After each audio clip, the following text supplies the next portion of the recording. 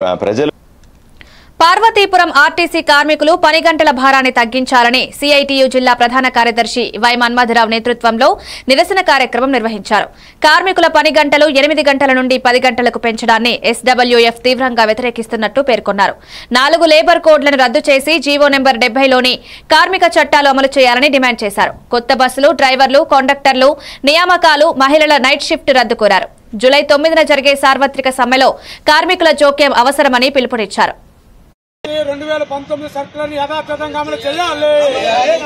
GO number 70లో కార్మిక వ్యతిరేక అంశాలను రద్దు చేయాలి. జీవో నంబర్ 70లో కార్మిక వ్యతిరేక విధానాలను రద్దు చేయాలి. ఈఆర్సీని అమలు చేయాలి. ఈఆర్సీని అమలు చేయాలి. ఎస్డబ్ల్యూఎఫ్ యూనియన్ వర్ధిల్లాలి. ఎస్డబ్ల్యూఎఫ్ యూనియన్ వర్ధిల్లాలి.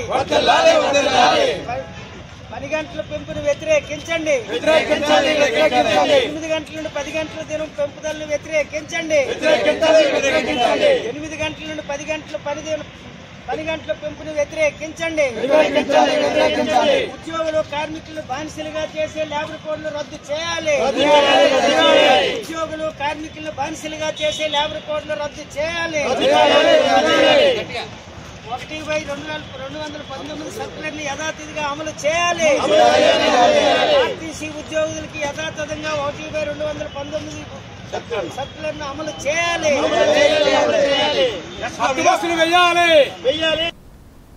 ఇవి